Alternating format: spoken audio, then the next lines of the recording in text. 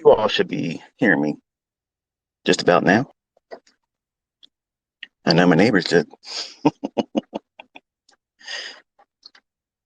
All right, so we are going to hang out for a little bit, just to jawbone a little bit here. Give me 1 second here. My car likes to yell at me for not putting my seatbelt on. Yes, I break the law in that regard.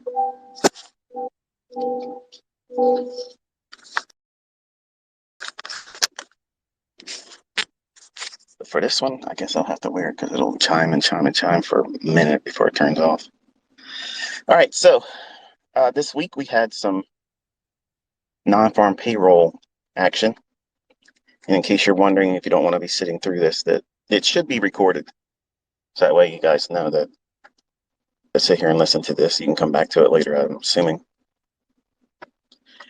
So one of the things that come up a lot is, why do I stay away from trading on Thursday and Friday, or even the afternoon session on Wednesdays on the first week of each month? And it's only to do with the inconsistencies with the market symmetry and the things that I call a signature and price action. They will come in and out. They'll be hit and miss type setups. I've learned over the years that it's just better for me not to take these trading days with live money, because the probabilities are much lower than they are when they're not on those particular days. Not the same as like a FOMC. Like a FOMC day, I can sometimes go in after the FOMC announcement because it's created volatility. But ahead of the FOMC, I won't be in front of that, because it's basically a gamble. You don't know what they're going to do. For non-farm payroll, the elements about that week, and what you've learned hopefully this week, was that in the beginning of the week, this is what I teach my students, that Monday, Tuesday is kind of like your honeypot. You want to go into the market looking for your setups there. And if you don't find it, try to force it. You don't insist upon taking a trade. But if it presents it, you try to take it then. And then at the New York session on Wednesday, that's like your cutoff time. It's closing time. If you want to go in after that, just know that you're gambling. You're not doing what I've taught you and high-fiving me and putting up your trades and tweeting to me saying, thanks ICT, me for that, because I told you not to do it. Okay, so if you made money, that's on you. And if you lost money, guess what?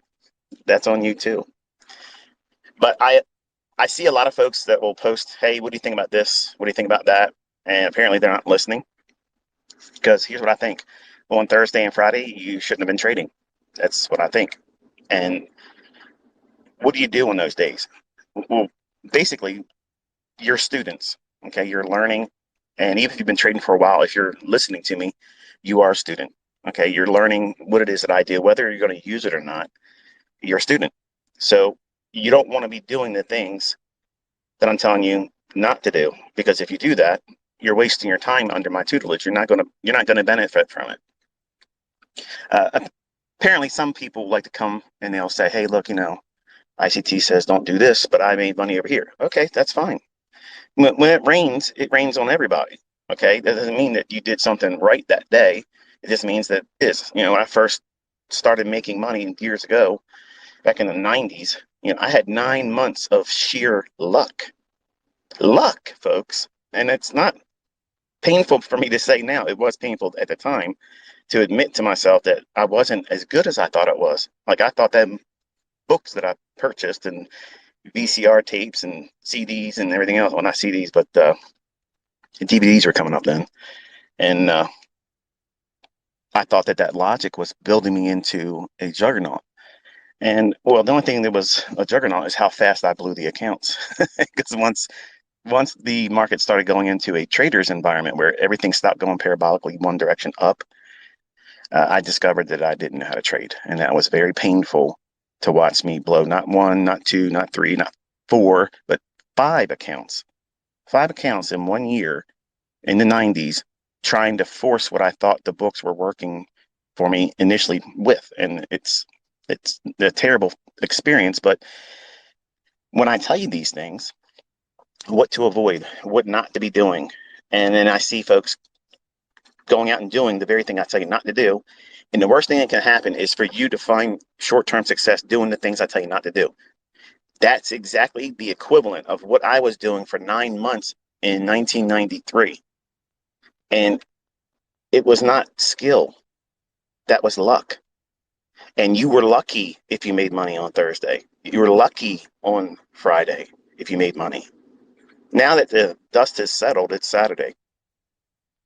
If you look at the 5-minute price action on the E-mini S&P, now I don't have a chart in front of me, but I know what it looked like. It was very boring, very sloppy. Yes, there was a setup. Yes, there was a few little tiny little scalps. But if you were in there looking for a particular run, that would be framed with a larger degree of probability, not something just on a 1-minute basis. And when I'm looking at trades, I'm going to be all over the place, so that way you know.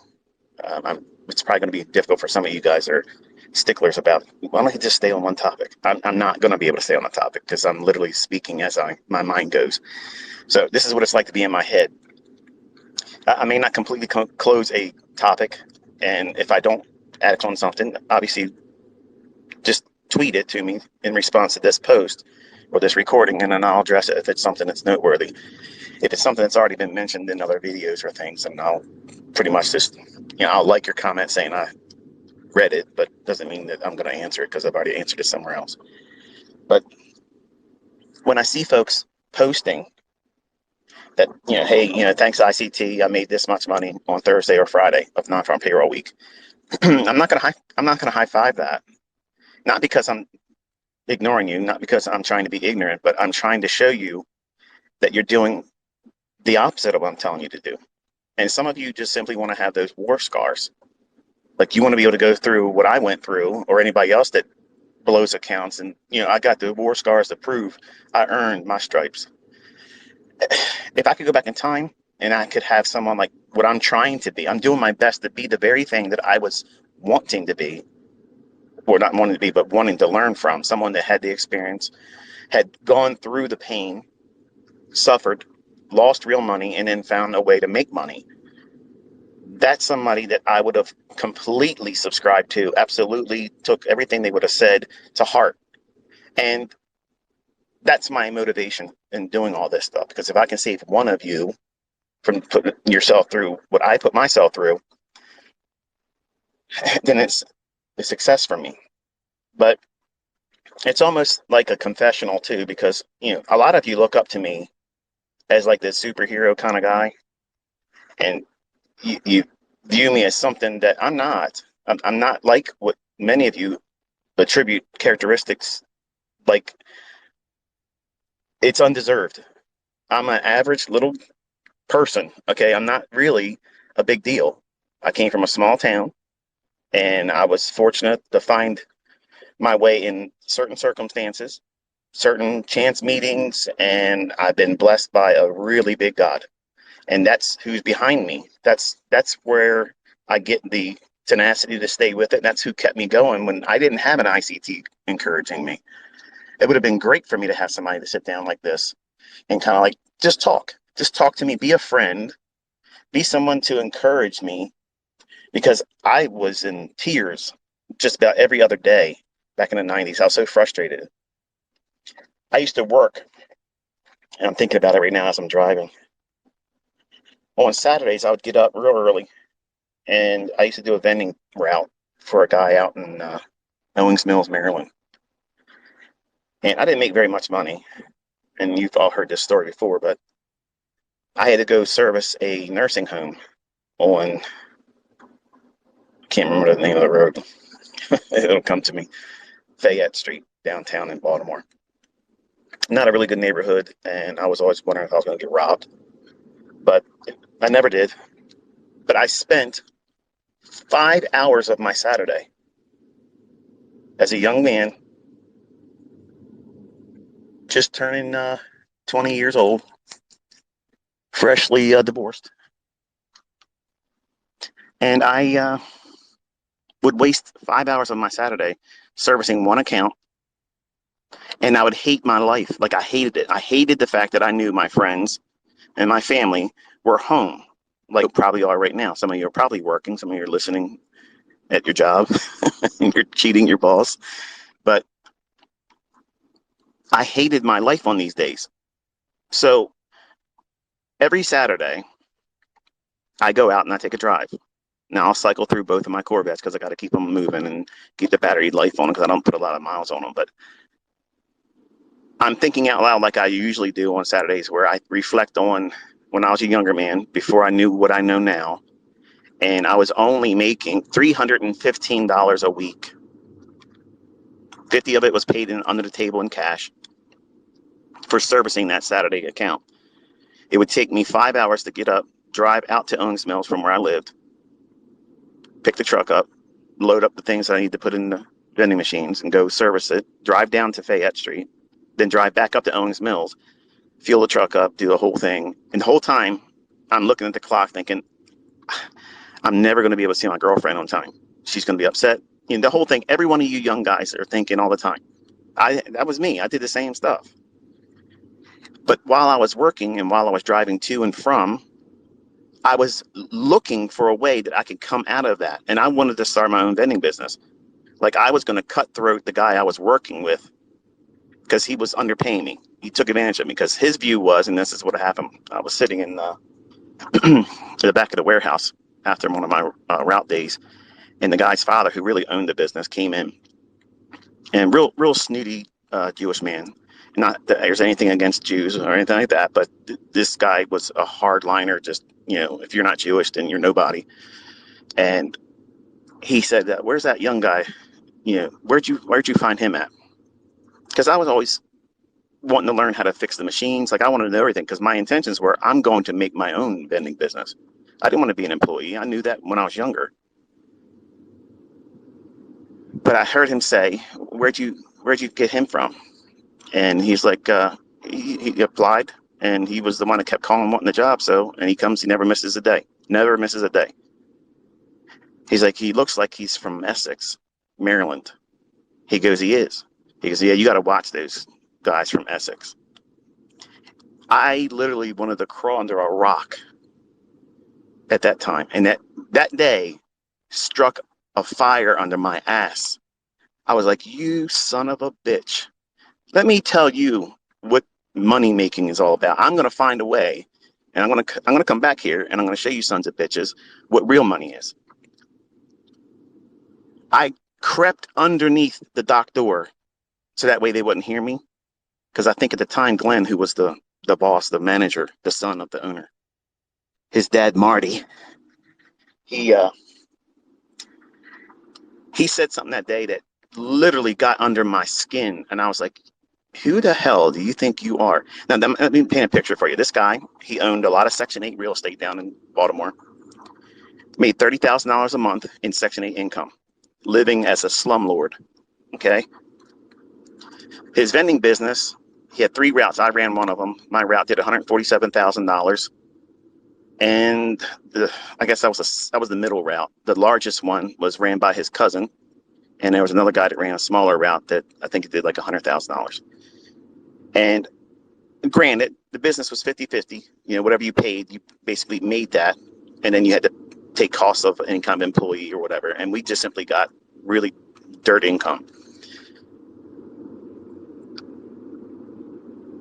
That day, when I went home, I talked to my uncle. And this is why I believe college is a scam. Okay. And I say it all the time. College is an absolute friggin' scam. I went to school after high school, did all the accelerated learning, all the additional things. And I was very high in math, science, and computer programming and operations. I was into all that stuff. When I was in 6th grade, I was making my own programs, making my own video games. Okay. It is what it is. Now, today, all the programming languages that are available, I don't keep up with it because I'm not trying to be a computer programmer. I'm not trying to be an employee, and I could care less. But that day when I came home and that employer of mine offended me without knowing that he offended me, obviously I couldn't quit because I needed the money. But I talked to my uncle, who was a University of Maryland graduate in finance and business management. And I said to him, I said, what would you do if this happened? And I explained what I just told you. And he was like, what did I ask? Like, did you say anything to him? I said, no, I was embarrassed. Like, I mean, I'm from Middle River, which is across the street, basically, from Essex, which is down the street from Dundalk, Maryland. Okay. And they are like the armpits of Maryland. Okay. Like, as far as like white trash, like that's the areas where you see it from. And I can say that because I came up from it. So a lot of good people live in there and they still do. But generally, you get the Rough Riders from that area. And some folks that are from this area, when they hear me talk, they can hear, like when I say use, like that's a slang that you can basically tell if somebody's from, Middle River, Essex, Dundalk, that vicinity. We all have that kind of vernacular, that little accent. But my uncle told me, he said, you just got to get yourself a good education and just pursue what you were in school for. I said, I don't want to do it. Like, I don't want to do it. When I got out, I couldn't get a job with all the programming. I couldn't do it. I studied COBOL, CICS, Pascal, Basic, C++, and I didn't want to be in the video game making. Like, I didn't want to do that. At the time, the visibility, and I was really wrong, I didn't see that as a industry that would have been growing, because I watched it transform so much from like Atari 25 or 2600 when I was a kid. We all have PlayStation and Xboxes now, but when I was a kid, it was Atari 2600. Like, if you weren't it, if you didn't have that. Okay. So I've watched all the transitions and I was like, I just think it evolves too fast and I just don't see myself being able to do that. But I was wrong in that regard, because if I would have gotten into game making, I probably would have done well. But, and I know this probably has nothing to do with trading, and some of you are like, man, get to the point. The point is you all ask how I think and interpret and how I got to where I am and how do I get through all the struggles. Well, this is one of those struggles that lit a fire under my ass. A boss literally basically said that I was trash. Didn't say the words trash, but that's what it is. So when I talked to my uncle that day when I came home, because I actually lived with them, I rented a room and board, $50 a week, and I told him, I said, Uncle Stan, I'm mad. Like, I'm pissed off at this guy. Like, I want to go back and tell him off, but if I do, he's going to fire me. He's like, well, the best way to live well is, the best revenge is to live well. Just go and do something better for yourself. And then when it's time, leave. But I didn't have an answer for how to do that. Like, I didn't know what it is that I would be doing to make money. Not that I was making a lot of it under them, but I spent an average of 13 hours a day doing that garbage job and listening to his lies, saying, I'm going to make you a route manager one day and you would be $500 a week. Now, $500 a week back then in 1990, 91? 91. I literally swallowed that hook, line, and sinker thinking $500, that's mad money. Like, that's crazy money back then. $500 is nothing. Like, my stop loss per tick is like that now. So the bottom line is I was pissed off and I wanted to find a way. I wanted to find a way to get out of that situation. And my uncle's advice was go back to school and pursue more of the languages that are available today. Now, this is a guy who I love. He was a father figure in a period of my time of growing up. He let me move into his home and they treated me very good. But this is the same person, and this is what I said, don't take life advice from people that have a lot of drama in their life. And there's people out there that critique me very hard, and they assume the things I talk about and say aren't good advice. But if you look around, there's a lot of folks, since I've been public teaching, they're showing the results. They're doing those funded accounts. I'm seeing people getting paid, not just the acceptance of these funded accounts. And I'm not going to sit here and rep anyone's company because I don't have any affiliation. And please, if you're part of those companies, don't reach out to me anymore because I'm not going to, rep you. I don't do those things. Just like brokers, I don't rep a broker either. I'm not introducing broker. I'm not trying to get you to do anything except for invest in time with yourself and believe in yourself, because I'm telling you right now, going to college is the biggest fucking scam you'll ever do. And I don't care if you make money because you went to college. The world has changed. Look around. Look around. People have no idea what's about to come. They have no idea what's coming. I've been talking to my students, telling them before Trump got elected, I said all of this stuff was coming. It's in video, it's documented, period. The things that are coming, you're not ready for. Your job is not guaranteed. Your boss thinks the same way about you, like I just described my old boss when I was a young man. They're not going to tell you because they can get a lot of trouble today, where, back then, a lot of things, you can get away with a lot of things back then. But I was taking advice from a guy that went to college, graduated a very high GPA, business management, a math scholar, but he was managing a Kentucky Fried Chicken. KFC. Yeah. Here's my uncle, the guy I learned about trading from, who couldn't make money outside of the first initial plunge into it, where he made money to buy a condominium down in Ocean City in Sugar. And he told me when I was 15 years old and 16 years old, every Sunday at my grandmother's, the richest people in the world, Michael, trade futures and options. Get yourself a good job, become an electronic technician, save up, invest, and live like the fat cats. Well, at 15 and 16, hearing that, I'm interested in martial arts. Okay, I'm going to run my own martial arts school. I'm not interested in all that stuff. It sounds like the stock market. That's over my pay grade as a kid. I'm not interested. I hadn't really worked yet. And then when I started working, I was thinking, this sucks. First job was a dishwasher at Gerspec's grocery store. But I looked at my uncle that day and I told him, I said, can I tell you something? And I want you to know that I'm saying this with love, and I just want to know things better. But how do you feel knowing that you wasted 6 years of your life in college, and all the bullshit that you subscribed to and the books that you paid for, all that prep work, all that stress and crunching numbers, all that stuff, and you're working at Kentucky Fried Chicken, managing kids that don't want to come to work, and then you got to stay and do their job. You did all of that as a result of spending time and the money. He paid out of his pocket, folks. He didn't have financial aid. Again, he didn't have those things. He paid for it with his jobs and savings and money, and he cut grass. And that's what he does today. He's a retired man. He doesn't even trade. And he's got his own little grass cutting business. So he puts a little bit of bread in that.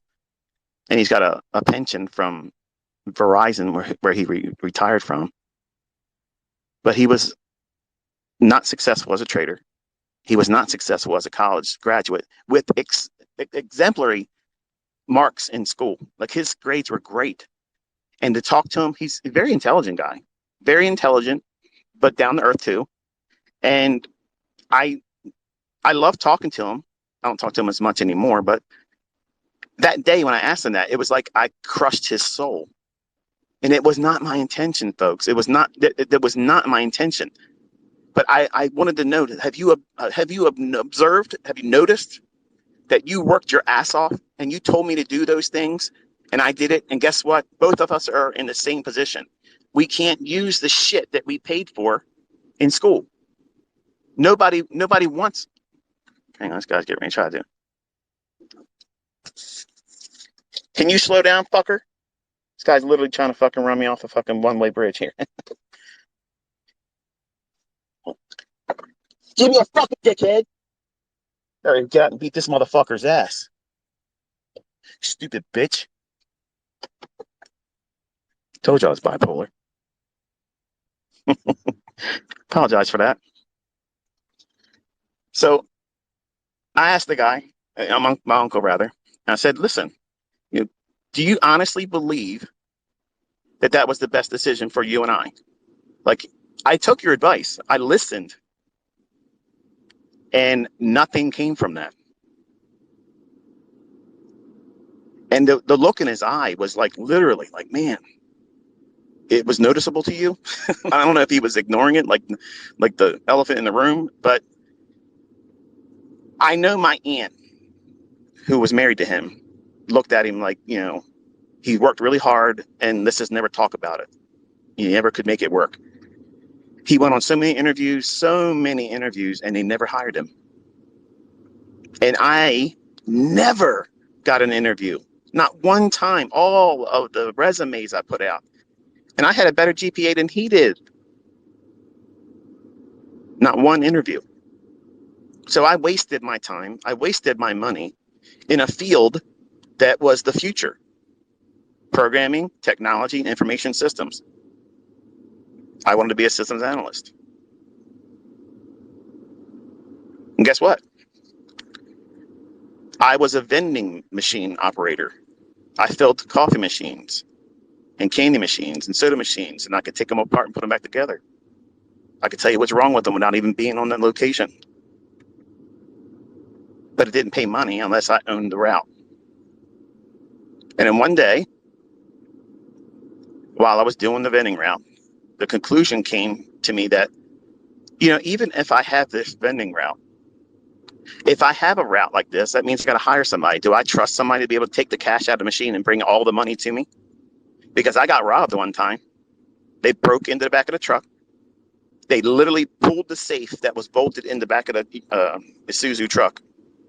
They ripped the whole safe off the back truck that was bolted in, ripped the whole entire thing out. And when I came out of the site to put the remainders and the stale stuff that I take out of machines, and I saw the door ripped off and the safe missing, I was gutted. I'm like, the first thing it came to my mind was, they're going to think I did it.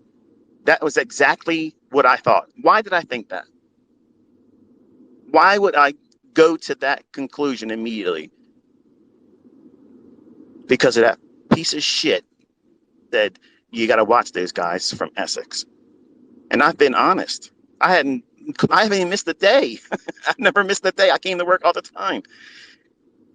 But these people broke into, stole that cash, and I literally was ashamed that it happened on my route. Like, I could have somehow prevented it. I couldn't have. I was inside doing the service on the machines.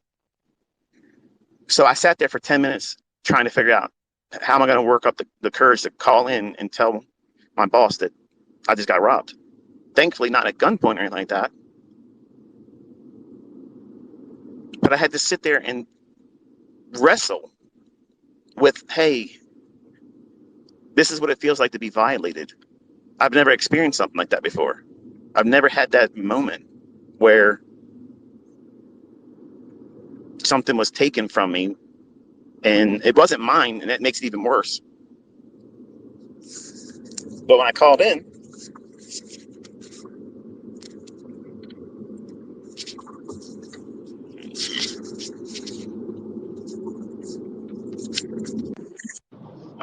to talk to the owner of the company, I said, I just got robbed. What? Yeah, I just got robbed. And he's like, are you okay? And that made me feel better that he was at least asking that. And I said, I'm fine. I just came out of the site with the site I was at.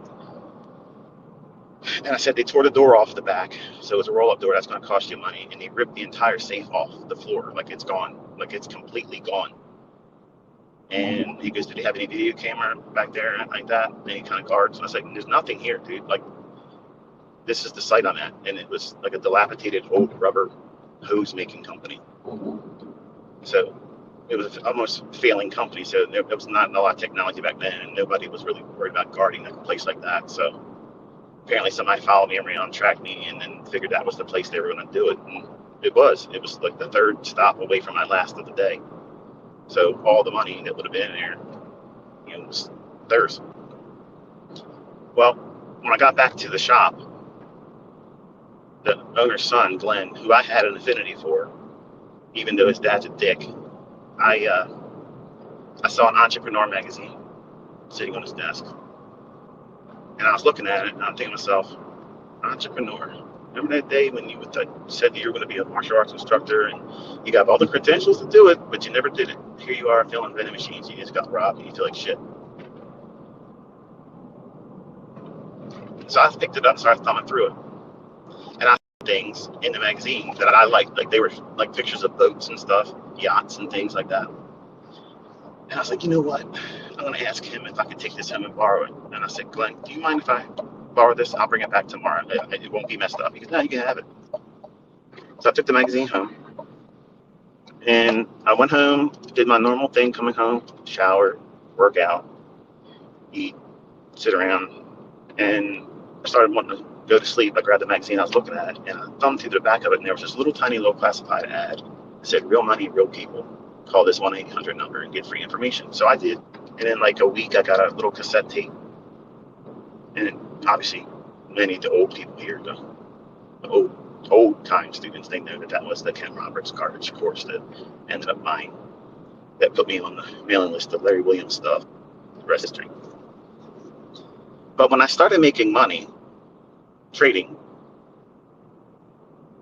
I was at that vending company during that 9 months of. So naturally, because I was looking for any way to get out of that lifestyle, having to work, and I wanted to be able to put the middle finger up into that guy's dad's face, which I never did that, folks.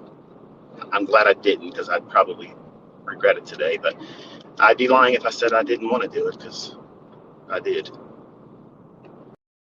But I wanted to escape so badly that there was a snowstorm, and I was expected to go to work that day, and I was in bed with my girlfriend, who I was engaged to at the time. And I thought to myself, I make way more money than I make in a month, a day now. And I'm looking at this girl who's not my wife. It was a younger relationship. I was a young guy. But I'm looking at her, I'm thinking, I want to marry this girl, and I don't want to be doing what I'm doing. And she doesn't know what I'm doing. She thinks the only from the vending business. So when we go out to dinner and I'm taking her to nice restaurants to try to impress her and her parents, that day I just said, you know what, I'm done. So we had pagers back. My boss was paging me, and you call in, like, So I finally look, I'm not coming in today. It snowed and it's bad here. And he's like, well, shovel out. I said, shovel out. Now this is the son, the one I did like. I said, Glenn, I can't shovel the friggin' streets. Like, it's everywhere, not just around my car. And I had a Z28 back then. So you just don't do a Z28 in this kind of snow we had. So he says, well, if you don't come in, you don't have a job. I said, well, that just made it a lot easier, because I'm never coming back down. See you. And I didn't go pick up my check. It was 4 months before he mailed it to me. Did it feel good to do it that day? Yes, because I didn't have a guilty conscience about it. That was the reason why I kept staying, because I liked him. I liked him as a person, but that day killed it for me, which is, I guess, God's way of saying it's time to go. So he let him show his colors to me, and I just rolled. And I just did it the way I wanted to, on my terms. They didn't say, we don't need you anymore, trash from Essex. Then their business went under. These folks that had Section 8 housing, they lost all their housing because of reports about being slumlords. So all their wealth and things that made them feel rich and such, they don't have it anymore. But I look at myself every Saturday, and it sounds venomous the way I'm saying it now. It's only because I'm talking to you like you're in the car with me right now. And I'm reliving these painful, emotional moments that were real. These are not made up things, folks. I garbage, okay, just like all of you do. I was not exempt from that. You hear me talk, and it sounds like this guy was just pressed out of a mold. He never had any hardships. It was a silver spoon in his mouth, and this is no. I had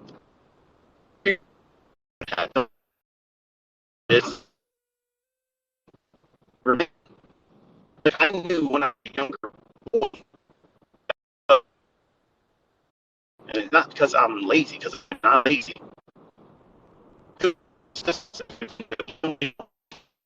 People listening, how can you recognize me?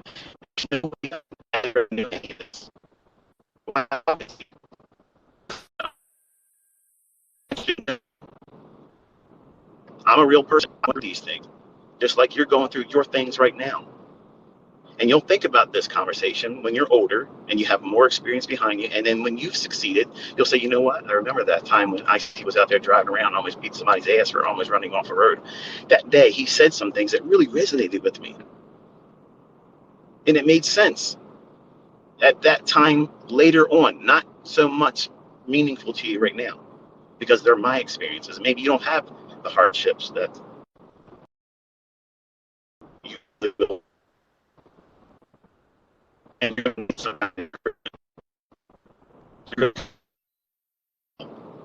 this is temporary. Don't let other people around you look down on you and make you think that that's where you're supposed to be.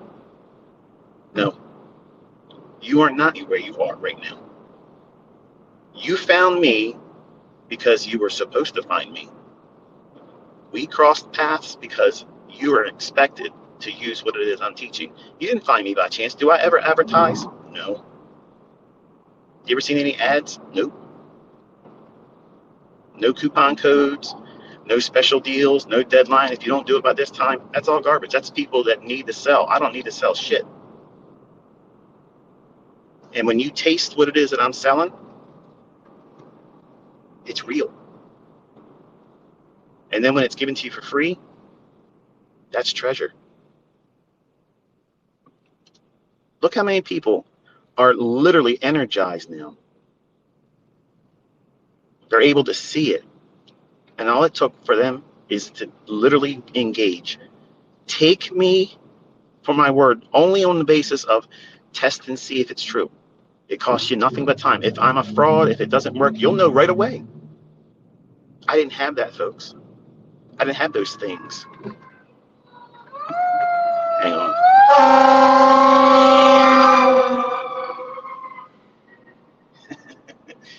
Guy's trying to run him over in the fire engine.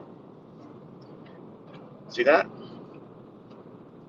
When's the last time your mentor took you on a road trip like this? Almost had cops show up. So when you go through these moments where you feel like you're not going to be able to do this, just know that I had those all the time. And I had good, well-meaning people around me, and they didn't inspire me. In fact, they were weights around my neck. They kept me from being positive. I had to dig in deep on myself. And it was me basically going to war with that guy's perception of me. You got to watch those guys from Essex, Maryland. Like I'm some freaking meth head selling crack on a corner somewhere. I was a model employee. That's the guy you want that never misses a day, that works over and doesn't expect anything extra and believes that in time that the employer will reward them for their loyalty and work ethic. And I was taken advantage of. But guess what? I'm not complaining about that. I'm glad it shaped me into that's who I was before I started working for them. My grandfather made that in me. So college is a fucking scam. It's a scam. You will not go to college now, get a career, making a high degree of income with a great degree of consistency and longevity because your business is not guaranteed to you. What did 2020 show you? The rules have changed. There's a second one here. I don't see any smoke, but I'm bringing it today. And Lamborghini, hey brother, I see you. Um,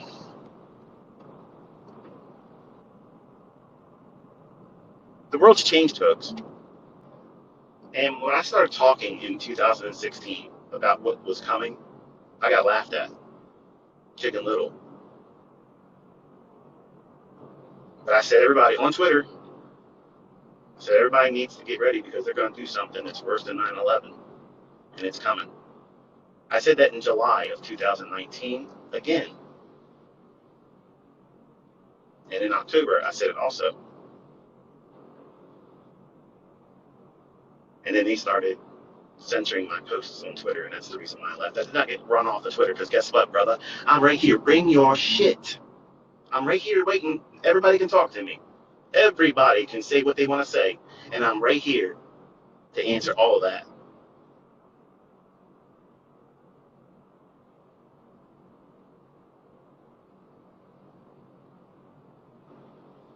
So on Saturdays, I take a drive, and I get to reflect on the choices I made, just like I tell you to on those community posts. You got to look back and think, where have you been? What are you doing right now? Where are you heading? Are you still on task? Have you lost your bearings? Are you lost? Do you even know what you're doing? Did you even do anything last week that contributed to growing?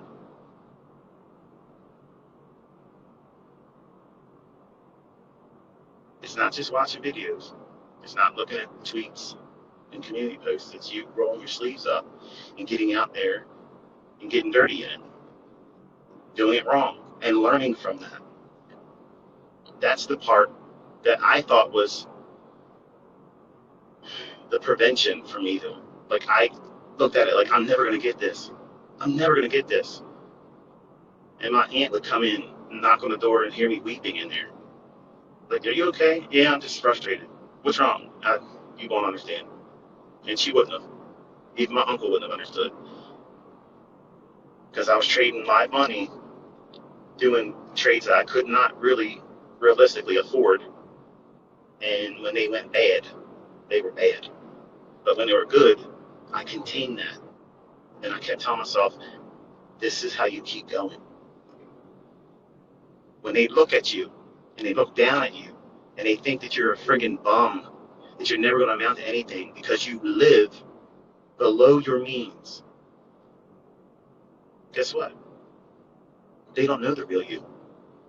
They can't see the real you. The real you is that person that knows that you don't have it yet right now. You know it right now. You don't have your power to do it yet, but you know you're getting there. And you're not going to take no for an answer. You're not going to be right. No one's going to convince you that you can't do it. No one's going to sell you an idea that's going to distract you and prolong the process. You know that you know that you know. Once you get that mindset, that's what's needed. You need to be doing that. Once you arrive at that point, it's just a matter of time, folks. It's just a matter of time, and how much time is it going to be? I don't know. It's everybody's different. But I can tell you, I had a plan that I did not want to be working when I was 40 years old. So I was willing to give up at that time half of my life to get to where I wanted to be at. And where I wanted to be at was financially independent. And I started with trying to earn and save $1,000 a month. And folks, that shit got real easy. Real easy. And then when you start getting these mile markers, you don't need cheerleaders around you. You don't need anybody to tell you, that boy, that girl, you're going to do it. Keep doing what you're doing. Because your bank account tells you that. Your bank account tells you, you're doing shit right, man. Who cares who believes you? Who's going to convince you when you got millions of dollars in the bank? Who do you need to tell you that you finally arrived? You need somebody to talk to you? You need Tony Robbins to talk to you about how you're doing a good job? You got 7 digits floating around in multiple banks. You need Tony Robbins to tell you you're doing a good job. No. You don't need that. All you need to do is show up, put the work in, and do it consistently. If you do that, look around, folks. These people that are just now discovering themselves in what I'm teaching, nobody's going to convince them otherwise now. They tasted it already. They've already tasted it. They know what it feels like now. No one's convincing them otherwise. They're never going to be told what they're doing is the wrong way now. All I've ever invited everyone to do. If you do that, I promise you, I guarantee you, you will never, ever, ever, ever put this down again. Because once it bites you, you're infected. You just accept it now. It's a way of life. These markets are in your blood. And guess what? Some days, it ain't right. I had a friend when I was growing up said, it ain't, well, how do you say it? It ain't right if it ain't rough, or that's not how you say it. It's not rough, it's not right if it's not rough, or rough if it's not right, something to that effect. And it's kind of like trading. If it's easy, you probably are doing something that isn't going to be sustainable, like it was for me in 1993. That was luck.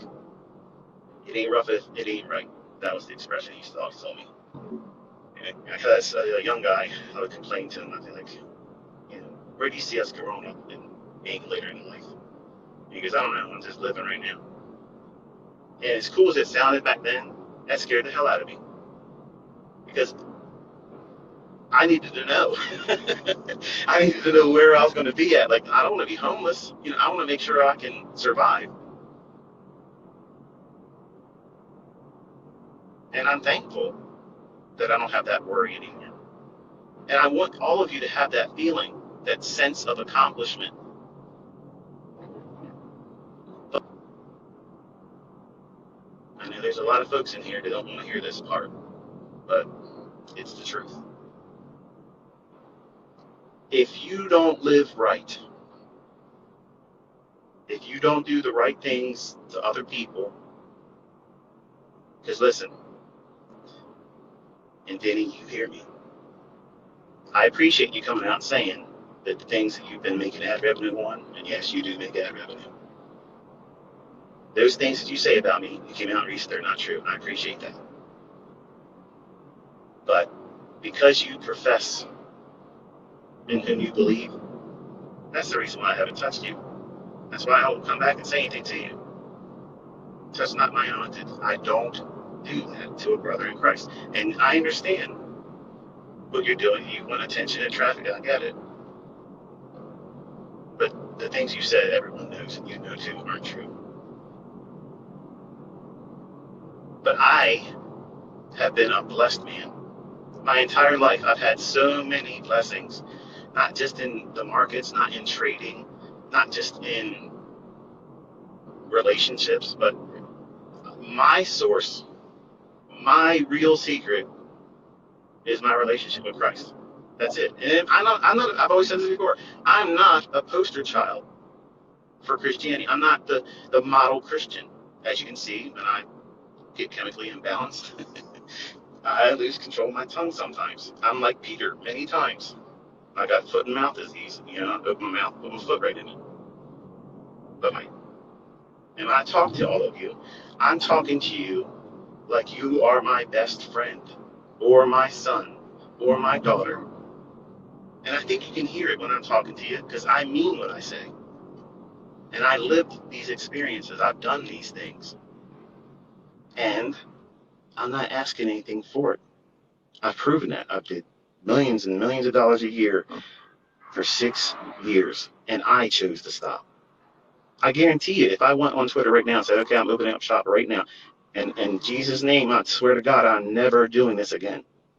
But I'm telling you, if I did it right now and posted it on Twitter, I'll open up the mentorship again, even if I doubled the price, I'd probably have millions of dollars in the PayPal account before Monday. This is the way it is. And you should be thankful that I don't do that. I don't need to do that. I don't want to do it. So if my experience was, I see this guy, he comes out and says these things that I do, and then watch all these other people prove that they can do it. They're recording their entries, their management on YouTube. That should encourage you. And then to watch this person step away from making millions of easy money. It's real easy. but it's hard managing all the personalities. So if I'm going to manage all your personalities, I'm going to do it where there's no business tie between us. And we understand that the work is all yours. And you know I'm motivated because I love doing this. And you want someone to teach you that's passionate. You want somebody that's basically lukewarm? No. You want somebody that's on fire, that literally lives and breathes this stuff. And I have done that for 30 years. I absolutely love this industry. I love this business. I love the people. I love the whole idea of it, the lifestyle, everything. And it isn't about Lambo lifestyle. It's about peace of mind, knowing that I don't need your friggin' paychecks. I don't need to ask for permission if I can go on vacation. I'm going to tell you how much money I'm making this week. You aren't setting a limit on how much money I'm going to make. That's a mindset that nobody can understand or appreciate until they live that. And I'm trying my damnedest to do that for all of you. I'm providing the tools. I'm blazing the trail for you. All you got to do is keep up with me. Just keep up. That's all you got to do. Show up every day. Do the things I'm telling you to do, and don't do the things I tell you not to do. If you do those things, I promise you, you will get this. And once you have it, it's yours. Nobody can take it from you. Nobody can say you aren't going to amount to shit. You're going to be just like the rest of us, working shit jobs. Because guess where that came from? An uncle in my family. Well, he was digging graves in Holly Hill Cemetery when he retired. I'm digging graves on the people on the other side of my trades. Like it or don't. This is the way it is. I'm going to have analogies that make it seem like it's a sport. That's on you. But I've always looked at this as war. It's always been war. Because I've wrestled with demons inside me as a young boy. And that's what motivated me. I didn't have a hero. I didn't have a mentor. I didn't have a guy that could sit out here and encourage me and talk about something before it happens and it unfolds precisely week after week after week. You guys are fortunate. And I'm blessed to be that person for you. I love it. I love it.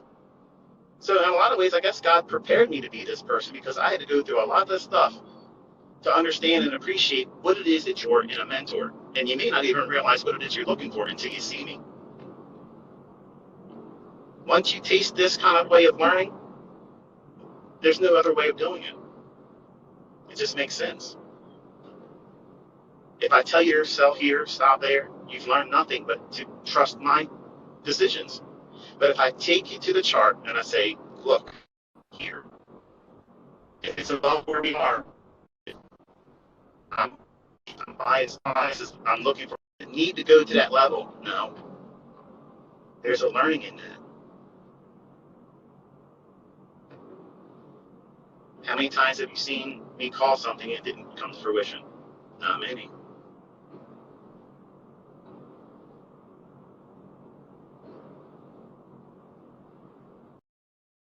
Well, my son, obviously, some of the guys out there, they're afraid that their all account challenge is going to get trumped by my son, who was a neophyte. I think I've already done that so far. The broker that my son uses reached out to him and said, two things you need: circle trader Michael J. Huddleston, your father, and is he posting your statements? And how does he have access to your statements? And we're probably going to close your account if you do have a response. And respond to each one independently. So, what difference does it make if I'm his father? And who the fuck business is it if he wants to put his own trade statements in my email box or put them online if he wants to? I've never seen a broker ever say something like that. Like, why wouldn't they want someone that shows accountability? Makes you wonder, doesn't it? Now, He hasn't reported any trouble whatsoever with them clearing his trades. So I was kind of shocked when he pushed it, and I texted me showing him, hey, Dad, this is what they emailed me. What do I do? He replied to him, tell him the truth. You're going to lie to him. What are you going to lie for? I think I think they're afraid that it's me behind his trades, and that would be against the law, and no, that's not going on. And how else would someone that entered and opened the account up admitting that they don't have any experience all of a sudden runs up from the lows he had that month? If I was broke, I'd be wondering too. But he's pushing the buttons. And if they choose to close his account, that's fine. There's plenty of other brokers out there. But as far as what he's trading, I sit with him. I explain to him how certain moves form, kind of like what I've done with you, and all the basic stuff. And no, he's not trading Enigma. He wouldn't even understand Enigma unless he gets in the marketplace. He has to taste it, see it, live and breathe it, take money from the market and have money taken from him. You have to have those experiences. And I put him in those situations with conversations saying, what do you think would happen if you went in right here? And he's excited to get in a trade. Like, he's not in a rush to get in. If anything, he's reluctant. So I know what he's afraid of. He's afraid of getting it wrong. In my eyes, he doesn't want to fail. And I can't stress this enough, Caleb. You have made me so proud. The fact that you're doing it, I love that. I know he's going to succeed because I'm going to fucking guarantee it.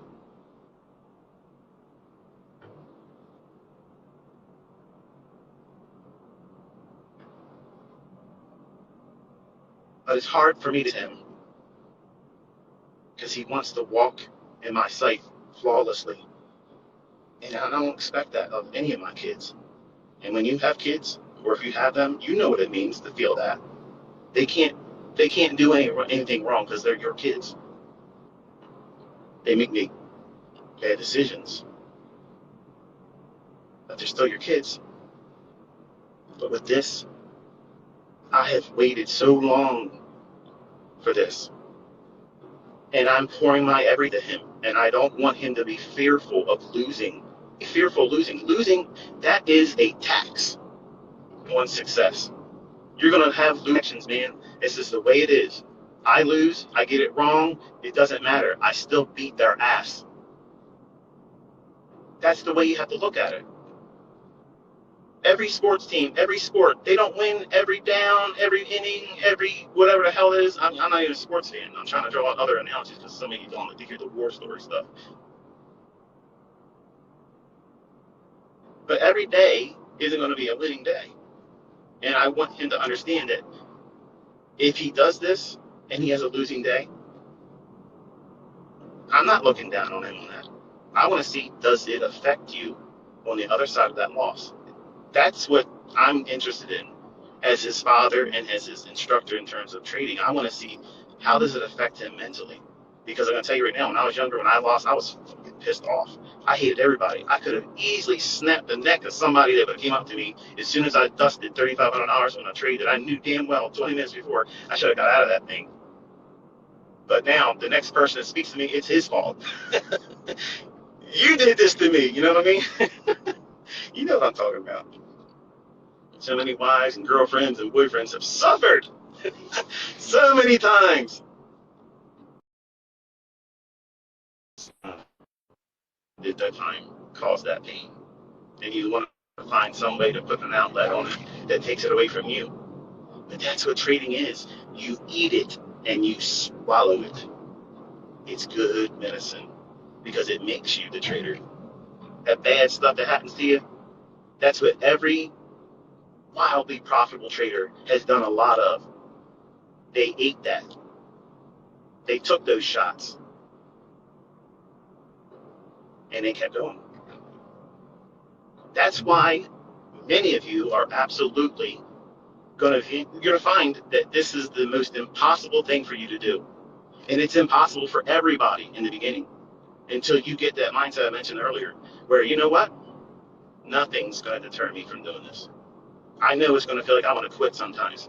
It's going to feel like this is a bunch of shit. I can't do it. I can't learn this. I'm frustrated. It didn't do what I want. I don't even know what the hell the bias is. Everybody's asking all the time, bias, bias, bias. I am literally teaching you bias, folks. I'm taking you into the chart, telling you, here it is. This is what I'm pointing to. If it's above the market, is that a bearish bias? No. If I'm pointing below the market price, and I'm saying, look at this level here, note that. Is that bullish? No. I'm teaching you by doing it with you. I'm showing you. I'm teaching you how to avoid when you're going to blow your account. I know that intimately. I did a lot of that in the 90s. I got no problem telling you. I got medals. I got purple hearts, okay, for blowing out accounts in the 1990s. I did it in stunning fashion. It was style. I did it while in a truck, working 13 hours a day, driving with my left foot laying on the steering wheel, going over the T bridge. High winds. That's like trading full margin, no stop.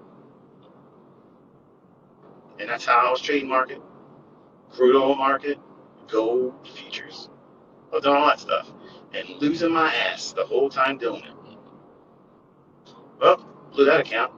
It's going to take me 6 weeks to save up another amount to get it. But guess what? Nobody could have told me ever that was a dumb decision. Because I knew in my heart, I have tasted what it feels like to win. And those wins were more than my monthly income gross. Let that bug bite you. And it'll never leave you alone. It'll never, ever leave you alone. So you might as well just roll your sleeves up, accept the fact that it's going to take some work, it's going to take some effort on your part, put in the time and the work, defer all your weekend warrior stuff that you want to hang out with your buddies and go out with your girlfriends and go buy what's on sale. Stop all that. Invest your time and your money in yourself. Because I'm telling you right now, there isn't anybody, I don't know anybody that went to college that makes as much money as I have. I don't know anybody like that. College didn't do that for them. Now, business owners, yeah, that's the way you do it. But employees, my opinion is even an average, consistently profitable trader will slap the money bags out of the best of any employee of any company. Because you're not limited. That company says how much you're going to make. You're an employee. You're subservient. I'm not subservient to anybody. Well, the Lord. But outside of him, I ain't got to listen to nobody. Nobody tells me what my schedule is.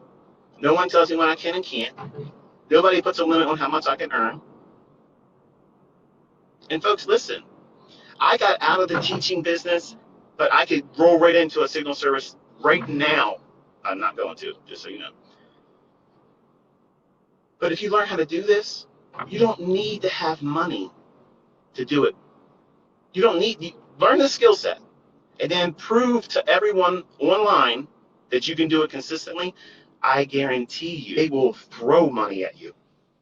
They will throw it at you if they could just watch what you're doing beforehand. I teach this with my students all the time. I have a lot of folks that are literally barely scraping by. There's no way they're going to open up a $100,000 trading account. They're not. So those funded accounts, I think they're a good idea. Are they all good? No. Do I have a reputation of doing business with them? No, I've never done anything. We'll never tell you this company or that company over another. But the skill set, once you know it, folks, listen, man. This is not pipe. This is really real. You can sit in front of a chart, determine where it's going to go, where it's not going to go, and it delivers consistently. That's a skill set very, very few people can do on this planet. Even the folks that are outside what I teach and they're consistently profitable, you have a system. You know that you are part of a society that is so minuscule. We're like the League of Extraordinary Gentlemen and gentle ladies. Please don't get on me about the gender stuff. It is what it is with me. But you're an exceptional breed of person If you can sit down and interpret these charts and read the tea leaves, and you earn those strikes, whether you're doing what I do or another way of doing it. I ain't gonna knock anybody that's consistently making money. Who can do that? Nobody should. Nobody has anything to say anything about anybody that's making money. Because if you're making bread doing this stuff, you arrived. Nobody's gonna tell you different.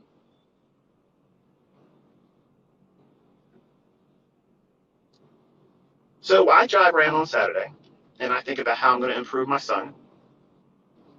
And I basically congratulate myself every week. Kind of like Snoop Dogg, I like to thank myself. I like to thank me. I like to thank myself. I do that, but also I talk to God. I thank Him for most of everything I have is His. He gives it to me. But the model my son's working on, this is the second Lamborghini I saw.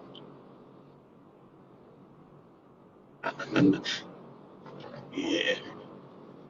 There's a green one earlier when I said it, and I was a late one there. I'm up here by Rushtown Road. I took the same drive up to the Krispy Kreme that the private investigators that never got paid follow me around. I got to twist the knife when I can, folks.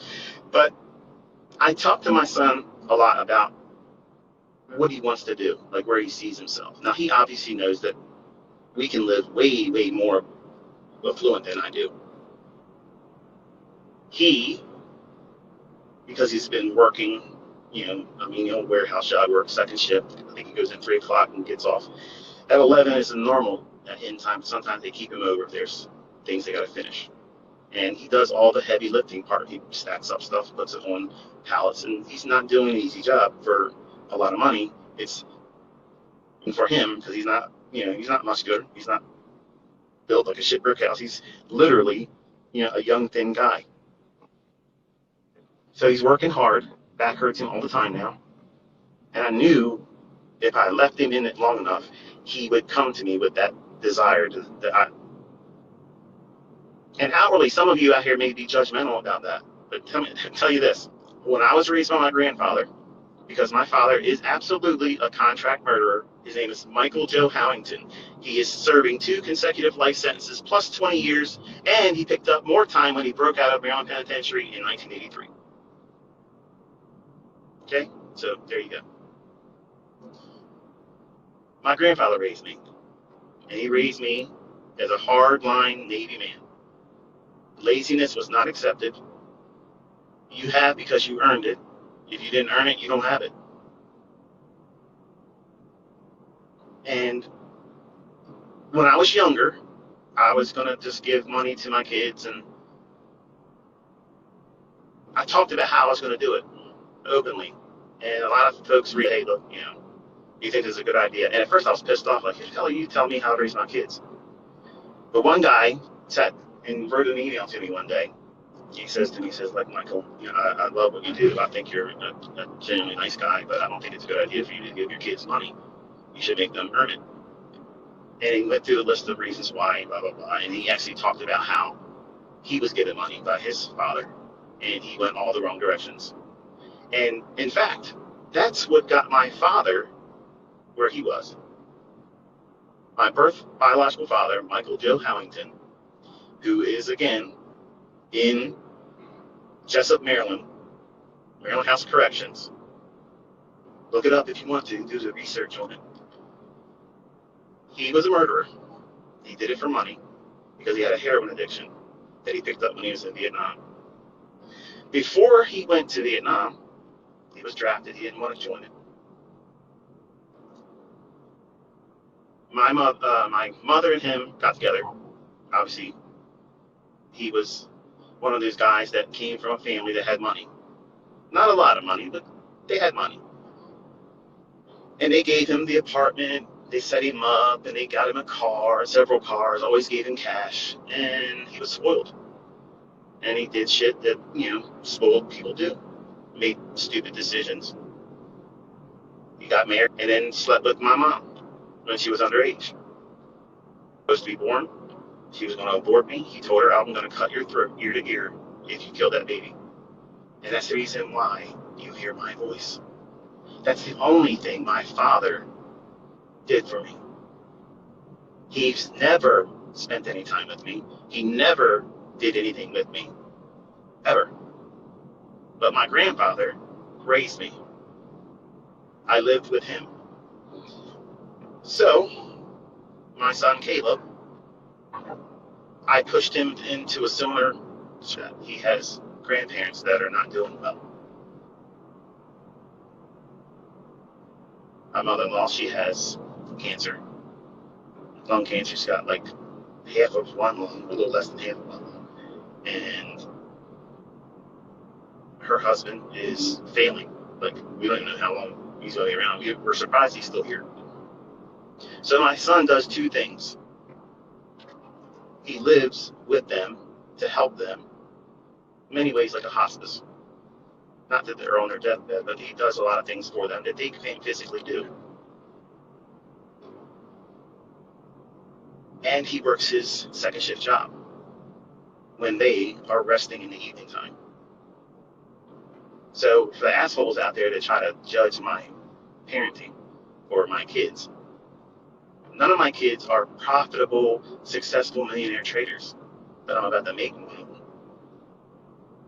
My oldest son, he invested in crypto, made a little bit of money last year, and I told him, get out, please listen to me, son.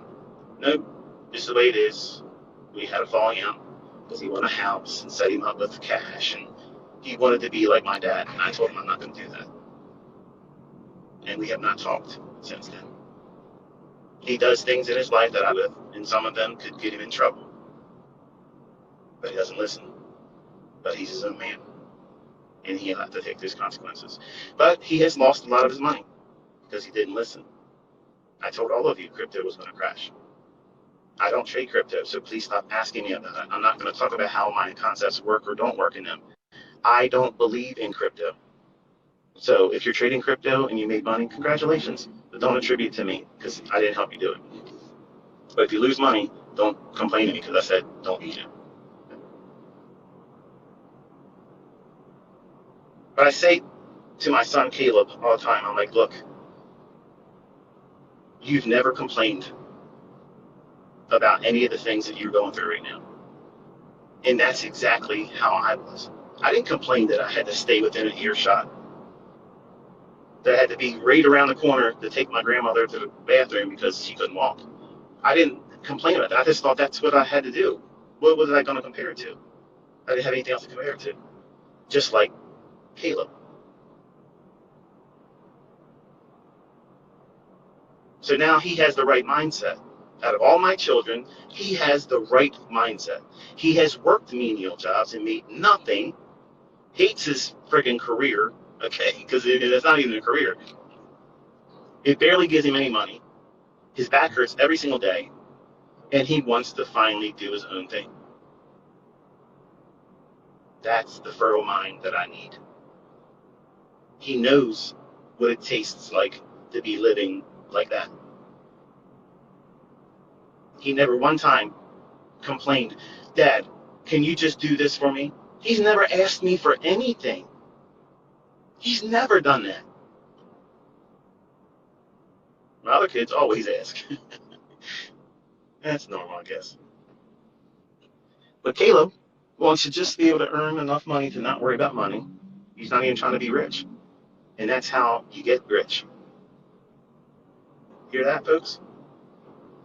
You get rich when you don't try to get rich. When you do something with passion that you want to do well because you enjoy it and you love it, you need to make trading like that. And that starts by doing analysis and loving the analysis, back testing, reading price charts, and just pouring over top of it and not finding anything else that would be more interesting except for your relationships. Because they're important. You got to balance that.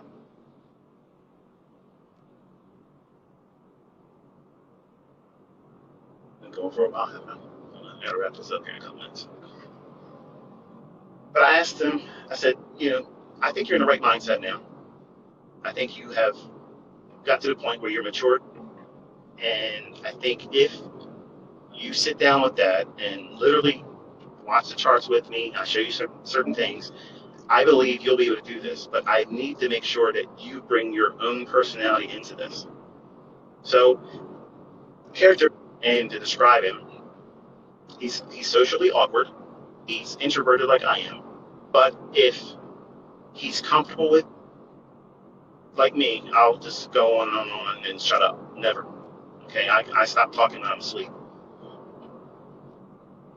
He's the same way. But if he's not comfortable, he won't speak at all.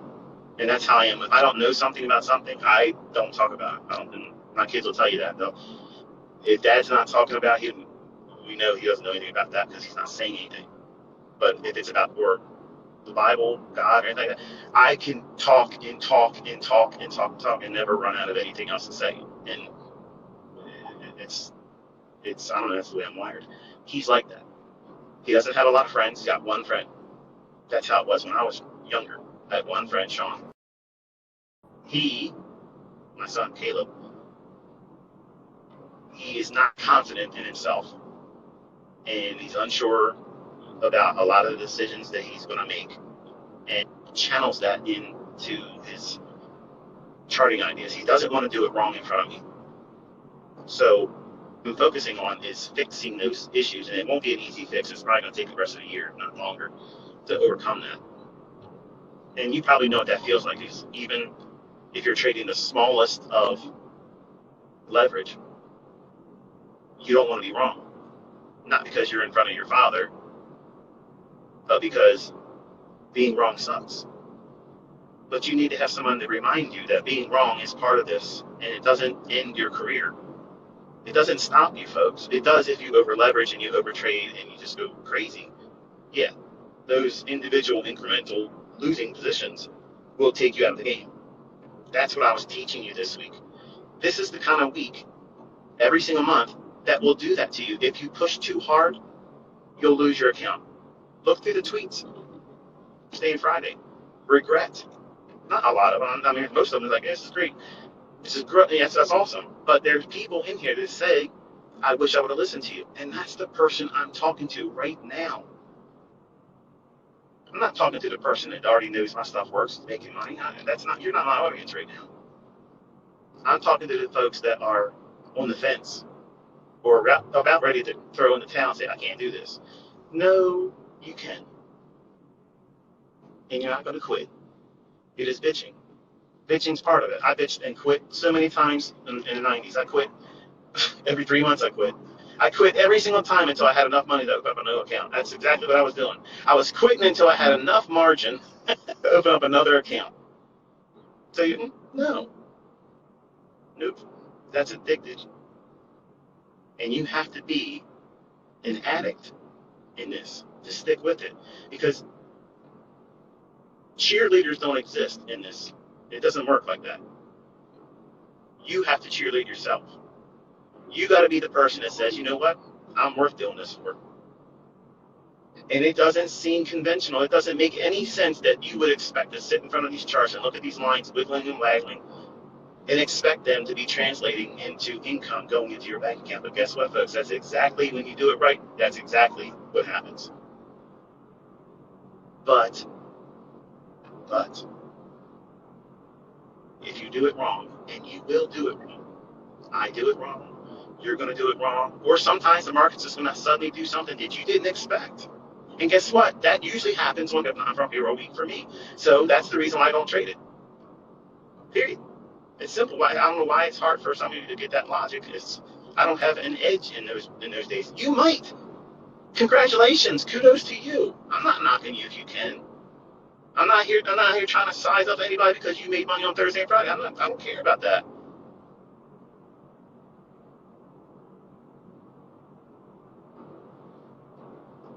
But my son, because he's indecisive, because he's unsure about himself, I'm kind of like guiding him into a model that seeks 5 points. And again, I gave an example. Someone asked him on Twitter, and I replied to it earlier this morning. What does that mean? And I said, he wants to trade just the E-mini S&P, because he's already tasted NASDAQ, and it moves a little too quick for him. Doesn't like that fast movement. He'll like it later on. But right now, ES is a little bit more subdued. but it can be wild when it needs to be. But 5 points in the morning would be like buying it 41 even or 4100 on the E-mini S&P, and then having a limit order to sell it at 4105. So you would get 5 points times $50 on one contract, $250. So I'm trying to give him a model that repeats that once in the morning, the afternoon. He's going to be going in every single day looking for it, but it has to have certain rules and expectations. And once we settle in on that, I promise you, I will share what it is he's doing, because I'm going to tell you what he's made with it. So it's not a demo account. Okay. If we have to use a different broker, and say AMP closes his account, I'm going to make their statements that he gave me. I'm going to give him the form with me to show him anyway. So they're not stopping that. Okay, but to keep his account open and let them sleep at night by not posting it while he's trading with them, then he won't do it. But I don't need to make anything photoshopped or fake. If I'm going to Photoshop something, I'm going to Photoshop, a mustache or a beard, something stupid. Trading, I don't need to make anything fake about that. Okay, I can do it. And just like you're learning, you're going to learn how to do it. And it's fun. When people doubt you, I know a lot of young guys want to get out here and just smash everybody's head. You ever ask yourself why you want to do that? Why? What is it about? Because some of you really want to go out there and vehemently defend me. Like, I need you to defend my honor. I don't need it on me. I enjoy it. Bottom line is this. If you feel like you got to go out there and prove yourself, listen, folks, this is for the young guys. And Danny, this is you too. You were scarred. Sometime in your life, you had something cut you so bad that you had something taken from you.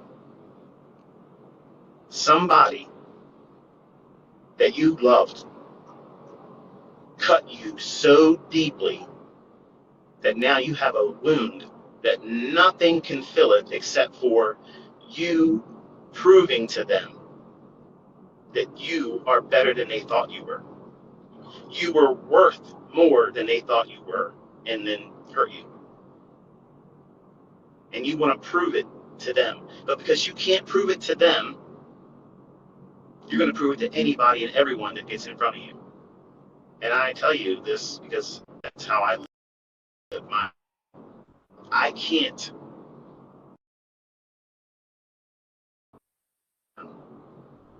wait to see him again and embrace him and tell him, I missed you.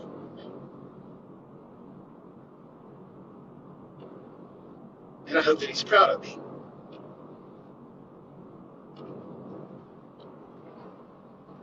I hear his words every day in my head. And it was hard growing up under him because he was strict. But it shaped me into who I am. And because I can't satisfy that urge to prove to him that he did good on me, when I was younger, I flexed on everybody. Everybody for it. And I'm about to turn 50 in a couple weeks. And it's weird when you start looking at that age. And some of you young guys don't think it's going to happen to you anytime soon, but it's quick. It gets here real quick. You start looking at things differently, and things don't matter like they feel like they matter for you right now. I can get out here and do all kinds of things, folks. But when you're done doing it, payout isn't nowhere near as much as you expected it to be. And the bottom line is this: nobody cares. Nobody cares. So really, you're just doing it for yourself on reasons that aren't really worth it. So if you're in trading to prove your self-worth to somebody else, you're doing it wrong. You're going to do it wrong because of that. You're going to try to push too hard when you shouldn't. You're not going to follow the rules because you have a vendetta. You have something to prove. When it's a process that you have to follow, not I'm going to prove something to somebody else. No, because if you follow the process correctly, they'll trust me. If they're paying any attention to you, they'll notice it. To remind them of it. That's wisdom that comes when you start getting older. I didn't have that as a 20-year-old. I don't care what people think of me anymore because I lived my life. I lived my life. I lived my life. I've done things that no employer could have gifted me with bonuses and salaries that would ever take me to a point where I can afford things I have now. And I have a skill set that no college would ever teach you. And guess what? The institution of ICT, this college, it's free, baby. There's no financial aid needed. It's show up and put the work in. We don't give diplomas around here. Your diploma is your account growing. That's your GPA. You want your GPA to be high. You work at that. Nobody gives that to you. You earn it here. And when you earn it, nobody can take it from you. Nobody can minimize it. Nobody can make fun of it. Nobody can talk down to you at all. When, and that is what I'm trying to do with my son Caleb. Because I know I'm going to turn this boy into a savage. I'm going to make this motherfucking boy so monstrous. He is absolutely going to rip the shit out of these markets. There ain't going to be nobody that's ever going to be able to step this boy. Nobody. And I guarantee you, I'm putting my fucking life on this. My son's fucking name is going to be on the historical board of that Robins Cup, and he's going to fucking destroy Larry Williams. How about that? Caleb Huddleston is going to fuck up Larry Williams' record. You know what? I'm going to celebrate like a motherfucker. I'm going to live stream that shit. When they fucking do the audit, he's going to do it. He's going to fucking do it. And I'm going to shove that straight up your fucking asses, you motherfucking trolls. And I'm going to lug in bit of it. I'm going to be the proudest papa you've ever fucking seen. I'm going to be prancing around like a fucking peacock. And ain't a fucking thing you can do about it. You ain't going to stop it. If you think you can fucking beat him, you fucking join it. You join it. I guarantee you, you will never even come fucking close.